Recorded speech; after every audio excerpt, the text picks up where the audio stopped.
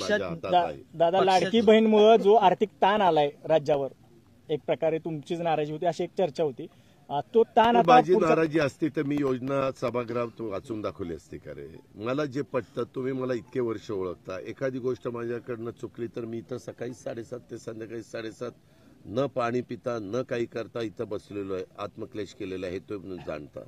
मी कशाला काय, मला जे योग्य वाटतं, जे राज्याच्या हिताचं आहे, जे आर्थिक शिस्त न मोडणार आहे, त्याच गोष्टी आम्ही करतो. आणि तुम्ही मला सांगा, मी त्यावेळेस 75,000 कोटीमध्ये हे सगळं बसवायचं गणित.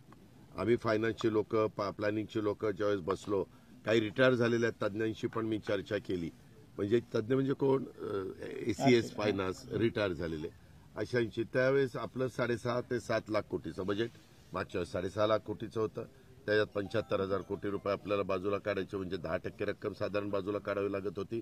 आणि त्याच्यात कुठं कुठं काय काय काटकसर करून ते शक्य होतं, रिसोर्सेस वाढवून ते शक्य होतं. आणि त्या सगळ्याचा विचार करून आम्ही दिलं. यांनी तर ज्या योजना दिल्या होत्या, पत्रकार मित्रांनो, तुम्हाला आश्चर्य वाटेल, त्यांच्या योजनांची मी बेरीज मारली, त्यांच्या 3 लाख कोटीच्या पुढे योजना जात होत्या.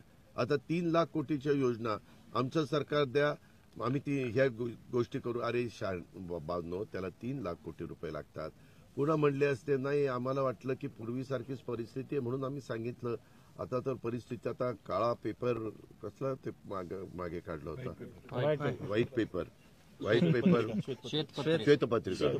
श्वेतपत्रिका काढून असं ते काही खरं नाही.